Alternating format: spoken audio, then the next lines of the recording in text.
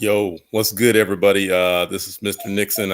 And yeah, you're hearing the kid and you're hearing the dog. Um, my dog has become the super nanny because he just thinks in his mind that it's his job to take care of the kid. I don't ask.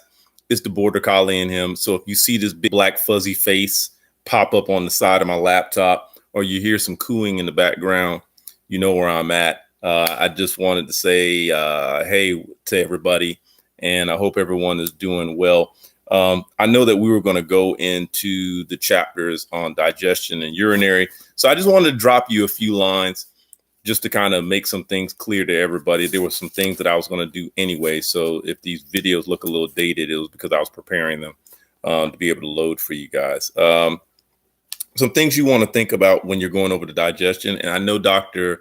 Bott and Dr. Rohraback are going to do great. I told them that I was going to be loading some links and stuff like that.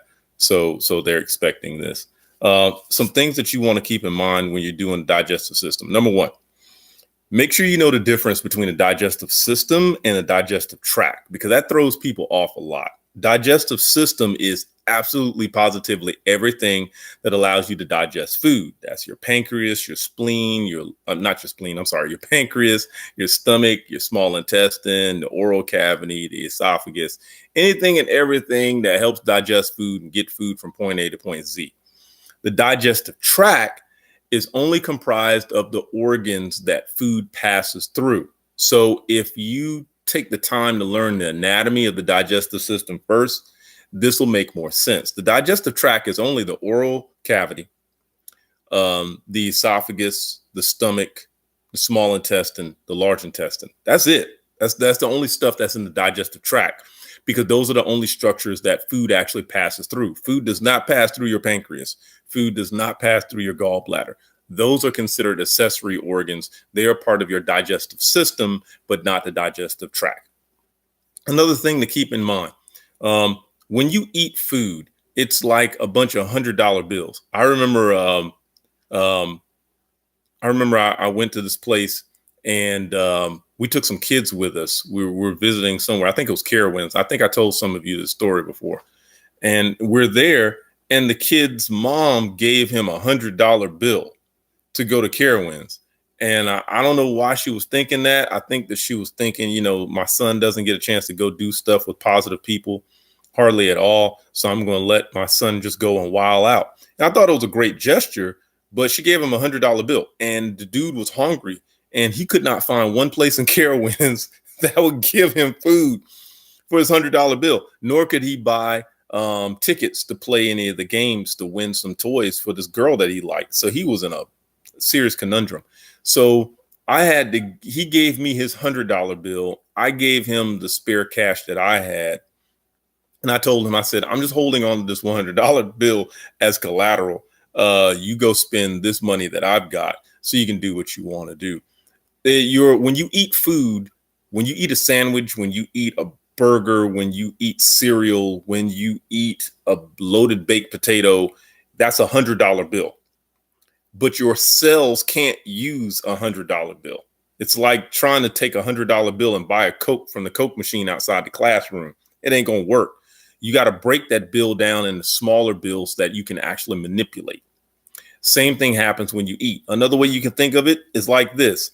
If somebody in class decided, hey, Mr. Nixon, congratulations on your little girl. I heard you were trying to build a wood deck on the back of your house. Here's a tree for a gift. And you gave me a 40-foot tall pine tree. That would be nice that you gave me this 40-foot tall pine tree, and it is wood, but I don't have a way to manipulate that pine tree. I don't have a way to utilize that pine tree in the way that it should be used. In order to manipulate that pine tree, I would need to break that pine tree down into 2x4s, 2x6s, and 2x8s. That's what happens when you eat. That's what your digestive system is for. A hamburger to you is a 40-foot tall pine tree to your cells, and your cells cannot use a 40-foot tall pine tree, even though there's nothing wrong with it, and it's essentially made out of wood.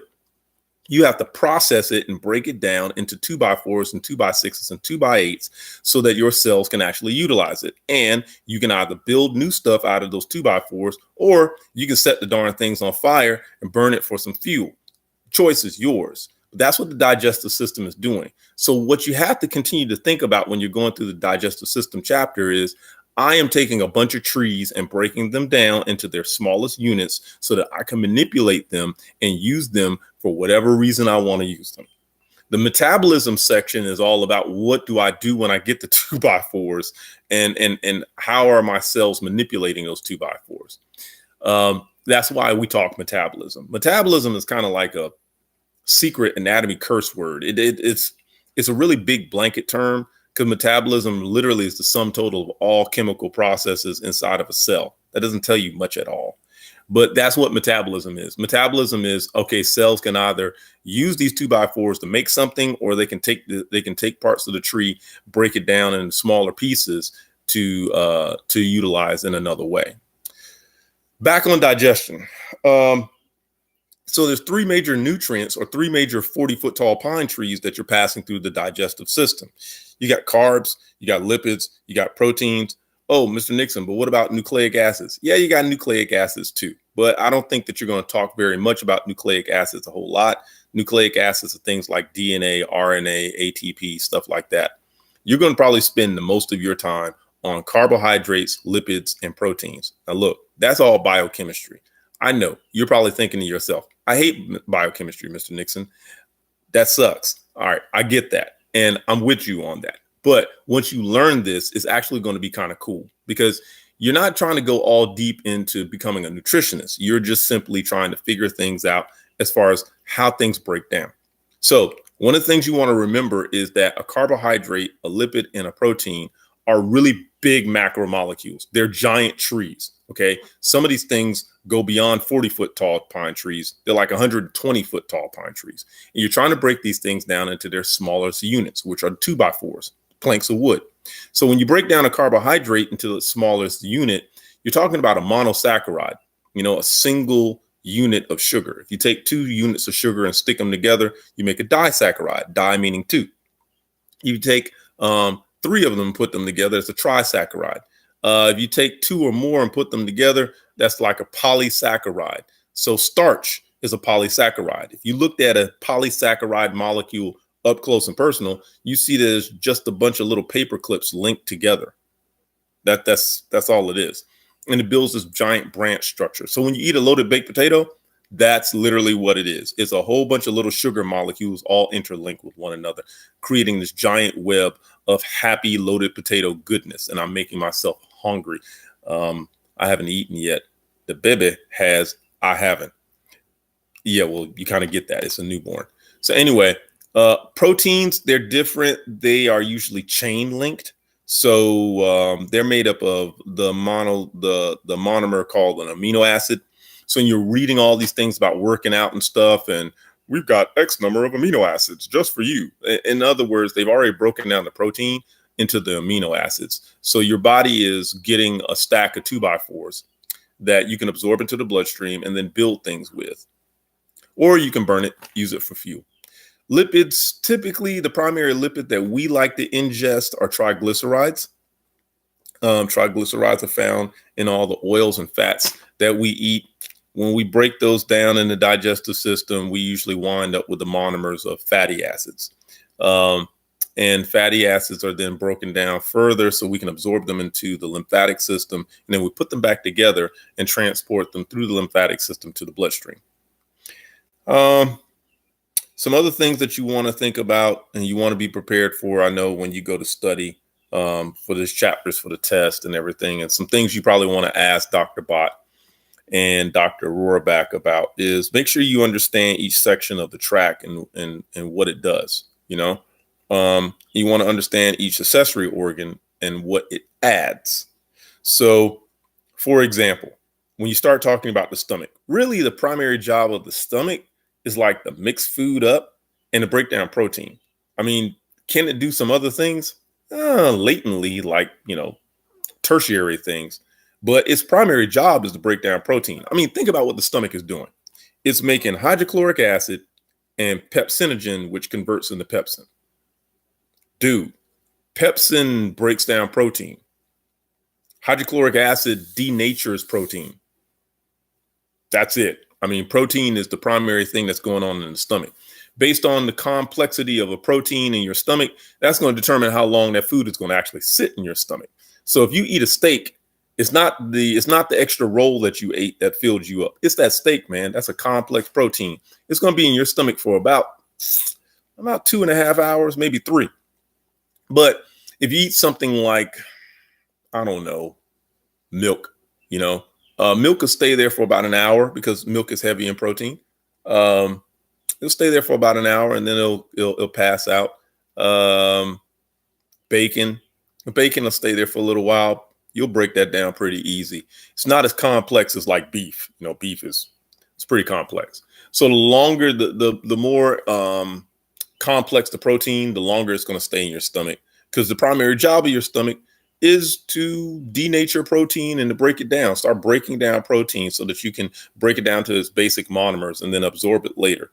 It does mix things around. It is hydrochloric acid in there. That's some real potent stuff. So it will help to break down some other things, but its primary job is to break down protein. Now, when you start talking about things like the pancreas, gallbladder, and small intestine, that's when things get complex. If you are not studying the anatomy of the digestive system, you are simply shooting yourself in both of your feet and then putting yourself in the middle of the Walking Dead and assuming that you're going to outrun a herd of walkers.